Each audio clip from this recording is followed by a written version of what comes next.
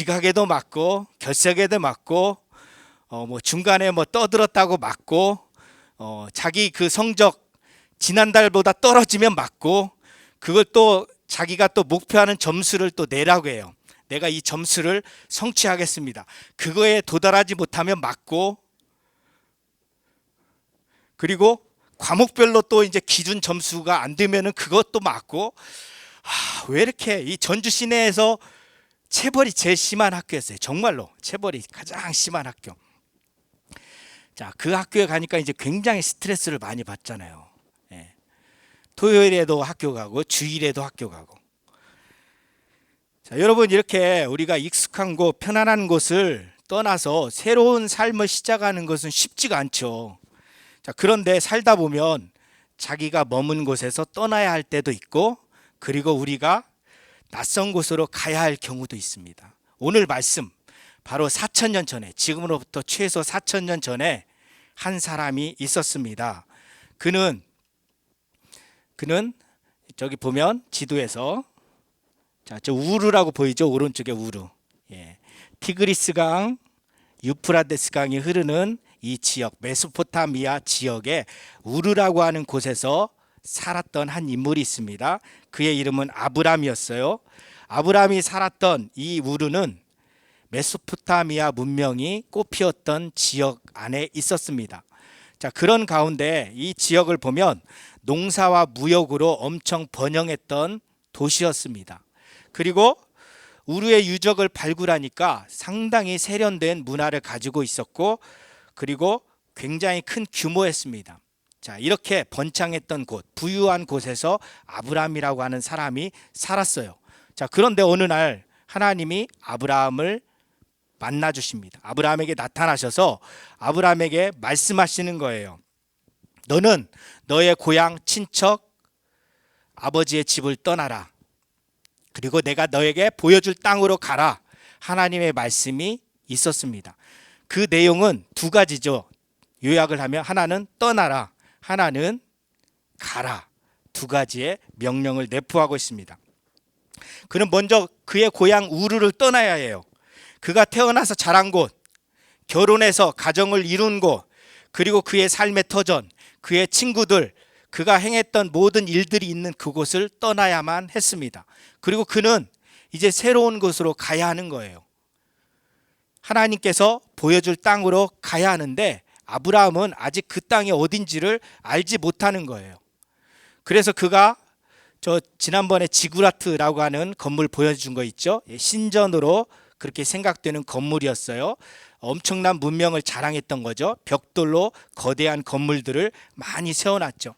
저 우르라고 하는 지역에서 그가 하나님이 인도하는 곳으로 떠나게 되는데 저 위쪽에 하란이라고 하는 곳으로 가는 것을 알 수가 있습니다. 자, 하나님께서 아브라함에게 나타나셔서 왜 아브라함에게 떠나라고 했을까요?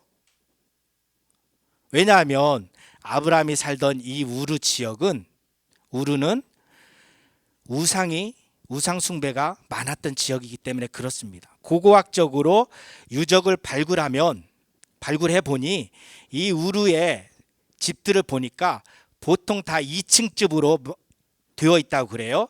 이 집마다 벽돌로 집을 만들었는데 2층 집들로 구성되어 있고 그리고 방이 여러 칸으로 있다는 거예요. 집집마다 방이 여러 개고 그 중에 한 방은 우상을 거기에 만들어 세워놓고 우상을 섬기던 공간으로 활용했다는 것으로 나타납니다. 자, 그러니까 집집마다 우상을 섬겼고 아브라함의 가문도 우상을 만들고 우상을 섬기는 것, 그 문화 속에서 자연스럽게 살고 있었다는 거예요. 하나님이 아브라함을 그 땅에서 부르셔야 했던 것은 바로 죄악된 문화, 죄악된 삶에서 떠나라, 바로 그 말씀이에요. 그래서 아브라함이 그의 아버지 데라와 그리고 자기 아내 사레와 조카 롯과 가족 일행을 데리고 떠났는데 처음에 하란으로 향한 것을 알 수가 있습니다. 그리고 나서 하나님은 이제 아브라함에게 내가 네게 보여줄 땅으로 가라 말씀하셨는데 사실 아브라함은 그때 어디로 가야 할지 몰랐어요. 우리 창세기 11장 한번 볼까요? 11장 31절에 한번 보세요. 창세기 11장 31절 오늘 빛나가 한번 큰 소리로 한번 읽어주겠어요? 31절.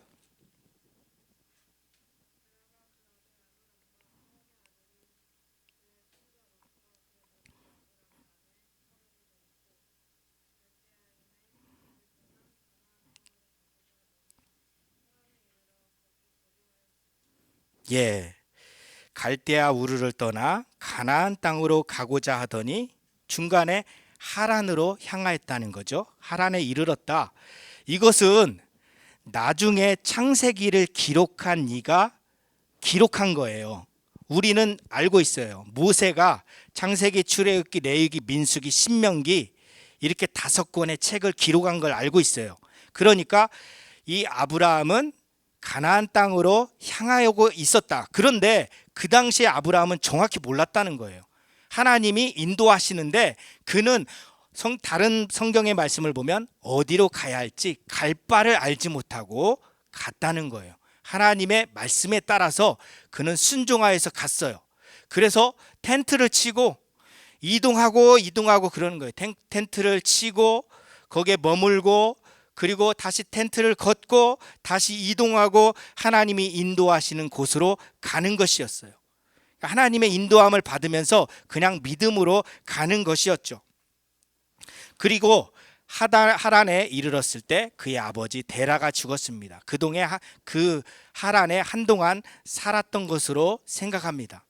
자, 그리고 그때 하나님께서 다시 아브라함에게 말씀하시고 그에게 오늘 우리가 읽은 이 약속을 하나님께서 해주시는 것입니다. 3가지의 약속을 하시는 거죠. 자, 하나님께서 약속을 해주시는데 떠나라, 가라 이렇게 하나님이 말씀하시고 3가지의 약속입니다. 첫 번째, 땅에 대한 약속입니다. 갈대아 우르에서 아브라함을 불러내신 하나님은 이제 아브라함에게 땅을 주시겠다고 말씀하시는 거죠. 내가 너에게 보여줄 땅으로 가라. 그 말씀은 이제 앞으로 아브라함이 정착하게 될 땅이에요. 내가 그 땅을 너의 소유로 주겠다. 내가 너와 너의 후손들이 머물 그 땅으로 너를 인도하겠다. 하나님의 약속의 말씀이죠. 그래서 이 약속의 땅이라고 하죠. 약속의 땅. 그리고 아브라함의 때에는 정작 이 약속이 완전히 성취되지는 않았어요. 아브라함은 겨우 그의 아내와 그가 죽어서 들어갈 묘지를 얻는 그 땅만을 가졌을 뿐이에요. 가나안이라고 하는 곳에서 아브라함은 나그네처럼 살았어요. 그런데 그의 후손인 이스라엘 백성들이 나중에 가나안 땅 팔레스타인 지역에 머물게 될 것을 아브라함은 미리 약속을 받았던 거예요. 그 약속의 보증으로 일부의 땅을 그가 받았던 것이죠. 자, 이 약속은 아브라함의 때에 당장 성취되진 않았다. 그러나 후에 이제 이스라엘 백성들이 가나안에 들어갔을 때 완전히 성취가 되는 것이죠. 2번째 약속은 뭐냐? 민족에 대한 약속이에요. 내가 너로 큰 민족을 이루게 하겠다. 큰 민족을 이루려면 어떻게 해야 돼요? 자손들이 많아야죠. 많은 자녀들이 생기고 그 자녀들이 또 다른 자손들을 낳고 그래서 한 가문이 아니라 하나의 큰 민족을 이루게 될 수 있는 것이죠. 자, 아브라함의 후손들이 많아져서 민족을 이루는데 그의 후손들은 나중에 유대인 혹은 이스라엘이라고 일컬어지죠. 큰 민족을 이루게 됩니다. 그래서 애굽에서 이스라엘 백성들이 나와서 가나안으로 향했을 때 어른 장정만 남자만 60만 명이라고 하죠. 60만 명. 그러니까 200만 명에서 300만 명으로 유추하는 거예요. 엄청난 숫자의 인구를 자랑하는 것이죠. 자, 그런데 아브라함 당시에는 이 약속이 완전히 성취되지는 않죠. 그의 인생에 자손을 낳아야 얼마나 낳을 수 있겠습니까? 그에게는 아들 하나, 하나님이 약속하신 아들은 이삭 한 명이었어요. 자, 그런데 하나님께서 그것을 통하여서 큰 민족을 이루도록 이제 계속 그의 삶을 인도하신다는 것을 알 수가 있습니다. 자, 아브람, 오늘 본문의 말씀에서 이 아브람이라고 하는 이 이름은 고귀한 아버지, 존귀한 아버지, 그런 뜻이에요. 자, 그런데 하나님이 나중에 아브라함의 이름을 바꾸어 주십니다. 아브라함, 많은 무리의 아버지, 열국의 아버지, 이렇게 바꿔 주시는 거예요. 처음에는 아주 고귀한 아버지, 높은 아버지, 그 뜻이었는데 이제 열국의 아버지, 많은 무리의 아버지, 그것으로 바꿔 주시는 거예요. 뭐예요? 내가 너를 통하여서 큰 민족을 이루겠다라고 하는 하나님의 약속을 이름을 통하여서 하나님이 분명히 그의 마음 가운데 새겨 주시는 것이죠. 자, 그래서 이 아브라함의 후손은 이 혈통적으로는 유대인을 뜻해요. 유대인. 전 세계 유대인이 지금 2천만 명이라고 하고 있어요. 2천만 명. 이스라엘에 약 600에서 800만 명이 살고 있습니다. 이스라엘에. 그리고 전 세계에 흩어져 있는 전체 유대인들을 생각하면 약 2천만 명이라고 그래요. 큰 민족을 이루었죠. 자, 그런데 그것보다 중요한 것은 뭐냐? 영적으로 하나님을 믿는 믿음의 사람들, 그게 다 아브라함의 후손이라는 거예요. 그래서 하나님께서 아브라함을 통하여서 영적인 복을 주셨는데, 그것은 아브라함처럼 하나님을 섬기는 모든 신자들을 말한다는 거죠. 이게 큰 의미가 있는 것입니다. 자, 그래서 여러분 한번 다시 말씀을 다시 기억해 보세요. 홍수 심판 이후에 노아를 통하여서 사람들이 점점 다시 번성해 갔습니다. 그리고 그들이 무엇을 쌓았죠? 높은 탑, 바벨탑을 쌓았어요. 우리의 이름을 널리 내자, 우리가 흩어지지 말자, 우리의 명성을 드러내자, 그랬다는 거예요. 그들의 마음이 교만하여서 하나님과 같이 되고자 하였는데 결국은 어땠어요? 그들의 모든 행하는 일이 실패하고야 말았죠. 그런데 아브라함을 보세요. 한 사람이에요. 그 한 사람이 하나님 앞에서 겸손하게 하나님의 말씀을 믿고 그 말씀에 순종하여 갔더니 하나님이 그를 지극히 높여주시고 그를 통하여서 큰 민족을 이루게 하시고 그의 이름이 창대하게 하셨다는 거예요. 그러니까 여러분 보세요. 하나님 앞에서 어떠한 태도를 가지느냐, 거기에 결과가 달려 있는 거죠. 내 스스로 높아지려고 하느냐, 하나님이 높여주시느냐, 거기에 달려 있다는 거예요. 이 운명이 달라진다는 거죠. 여러분, 하나님께서 여러분들을 높여주시길 간절히 원합니다. 그것을 위하여서 우리가 믿음으로 순종하며 나아가기를 원합니다. 세 번째 약속은 내가 복이 될 것이다. 그 약속이에요. 너를 축복하는 자에게는 내가 축복하고 너를 저주하는 자에게는 내가 저주할 것이다. 왜냐하면 너는 복의 근원이 될 것이기 때문에 그렇다. 하나님의 말씀이죠. 아브라함이 복이 된다는 거예요. 복의 근원. 자, 그러니까 아브라함을 존중하고 아브라함에게 잘 대하는 사람은 아브라함과 함께 하면서 자연스럽게 복을 받는 거고, 아브라함을 공격하고 아브라함에게 못된 짓을 하는 사람은 저주를 받는 거예요. 자, 엄청난 복이죠, 여러분. 이 모든 권세를 하나님이 다 주신 것을 알 수가 있죠. 자, 여러분, 이 아브라함이 받은 복은 뭐냐? 우리가 하나님에게서 받는 그 복이 어떠한지를 우리에게 가르쳐 줍니다. 아브라함은 복을 받은 사람의 최고의 모델로서 나타나는 거예요. 그래서 이제 아브라함의 자손으로서 구원자를 하나님이 보내주시죠. 그분이 누구예요? 구원자, 인류의 구원자. 아브라함의 후손으로 오신 분. 마태복음에 나오잖아요. 아브라함과 다윗의 후손 예수 그리스도의 계보라. 아브라함의 후손으로, 전에 우리가 창세기 3장 15절에서 여자의 후손이라고 했죠. 여자의 후손. 이제 아브라함의 후손에게서 점점 더 하나님의 구원의 계획이 조금씩 더 선명해지는 거예요. 아브라함에게 하나님께서 복을 주셨는데 그것은 아브라함의 후손을 통하여서 모든 민족이 하나님을 알고 구원받도록 하는 거예요. 그래서 이제 아브라함의 후손으로 오시는 예수 그리스도를 통하여서 모든 죄인이 죄 사함을 받고 구원함을 받게 될 것이다 라고 하는 이 영적인 복을 포함하고 있는 것이죠. 그래서 아브라함은 하나님께로부터 받은 이 복을 다른 사람들에게 나눠줘야 할 그 책임과 사명이 있다는 거예요. 아브라함뿐만 아니라 아브라함의 후손인 이스라엘 백성들도 이제 모든 민족을 섬기는 그 사명을 가지고 있어요. 세상 모든 민족을 섬기는 사명은 뭐예요? 그들의 삶 가운데서 세상 모든 민족들에게 하나님을 드러내는 거예요. 하나님께로 돌아와 하나님을 예배하도록 하는 것이에요. 그들의 삶 속에서 거룩한 삶을 살고 하나님이 살아계시다, 하나님이 온 세상의 주님이시다, 그것을 선포하고 그것을 나타내는 삶을 살라고 하는 하나님의 사명이 그들에게 주어졌어요. 자, 그렇다면 어때요? 바로 우리에게 주신 복과 사명도 똑같습니다. 여러분, 하나님이 세상에서 여러분들을 부르시고 하나님의 백성으로 삼아주셨어요. 따라서 해볼까요? 나는 세상에서 부름받은 하나님의 백성이다. 그게 우리의 정체성이에요. 세상에서 하나님이 우리를 먼저 불러주셨어요.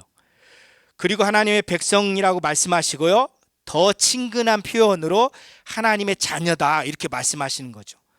나는 너의 아버지가 되고 너는 나의 자녀가 된다, 하나님이 우리에게 말씀하시는 겁니다. 그럼 뭐예요?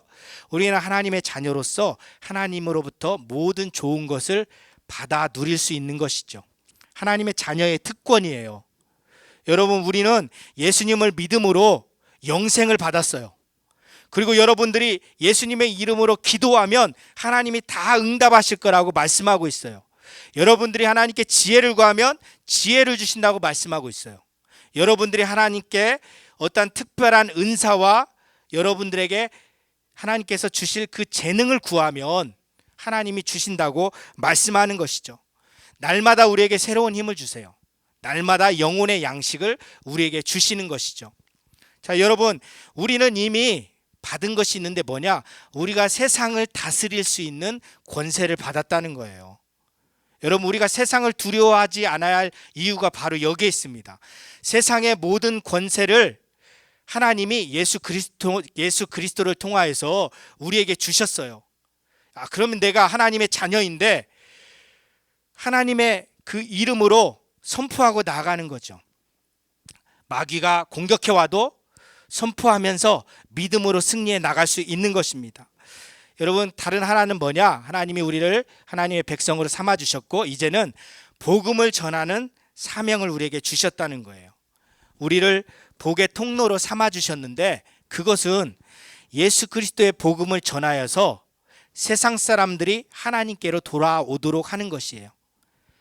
예수 그리스도 안에 있는 영원한 생명을 받아 누릴 수 있도록 세상 사람들에게 예수님을 전하고 하나님의 사랑을 나타내야 하는 것이죠. 이게 바로 우리가 세상을 섬기는 그리스도인의 사명입니다. 우리가 세상을 섬겨야 하는데 그것은 뭐냐? 복음을 전함으로 섬길 수 있는 것입니다. 이제 말씀을 정리하면요, 여러분 한번 큰 소리로 앞에 9절 한번 외쳐볼까요? 시작. 세상의 중심에서 예수를 외치다. 여러분, 세상의 중심에서 가요를 부르는 것이 아니라 세상의 중심에서 돈 벌겠다고 하는 것이 아니라 세상의 중심에서 예수를 외치는 여러분들 되게 간절히 원합니다. 마태복음 16장 16절에 베드로의 고백이 나와요. 주는 그리스도시요 살아계신 하나님의 아들이십니다.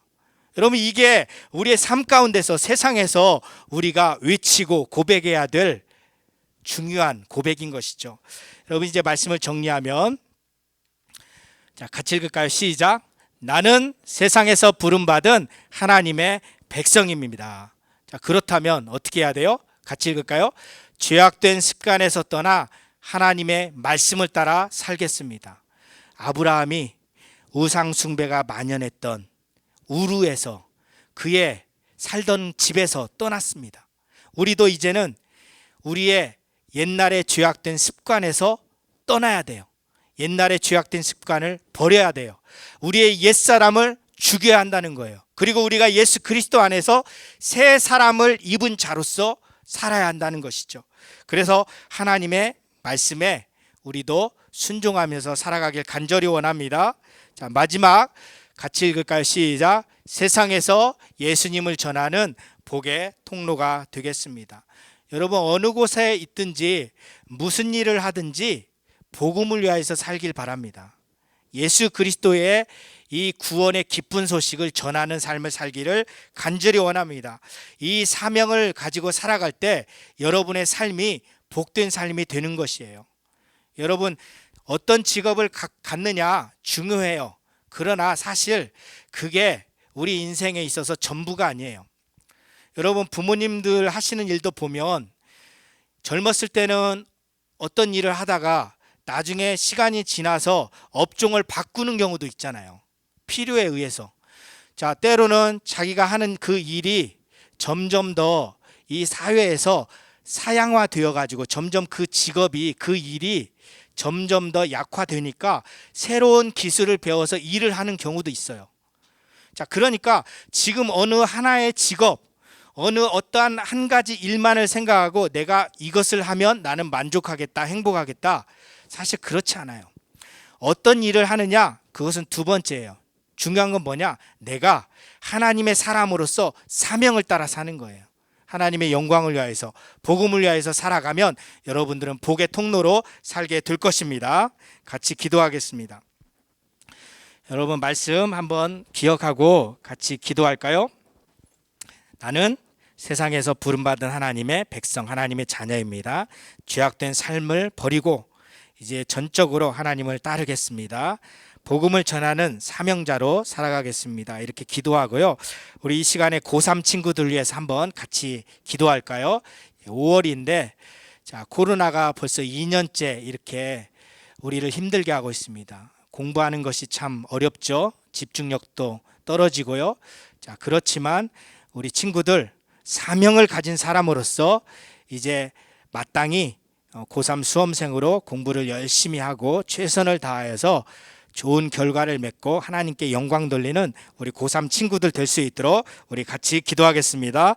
하나님 아버지, 이 시간 기도합니다. 주님, 우리를 세상에서 불러주셔서 예수님을 믿도록 하시니 감사합니다. 하나님의 백성으로 삼아주시고 하나님의 자녀라고 불러주시니 감사합니다. 이제 우리의 죄악된 습관을 버리고 하나님, 우리가 세상에서 거룩하게 구별된 삶을 살게 하여 주시옵소서.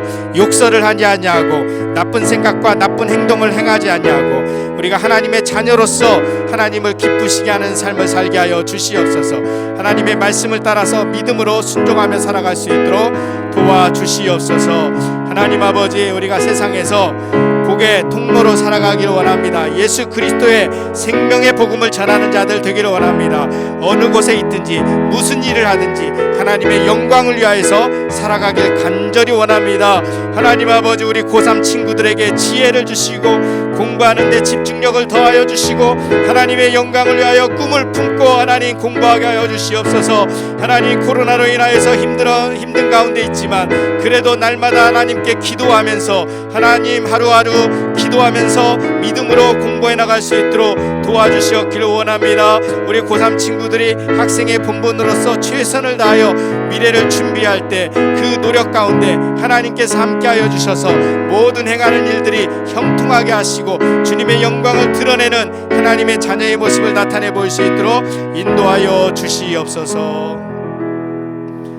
하나님 아버지, 우리를 세상에서 불러주시고 하나님의 자녀로 삼아주시며 이제 하늘의 놀라운 복을 허락하여 주시니 감사합니다.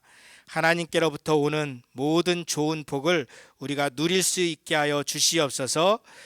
죄악된 습관을 버리고 우리가 하나님의 말씀을 따라 믿음으로 순종하며 살아갈 수 있도록 도와주시옵소서. 예수님의 이름으로 기도드립니다. 아멘.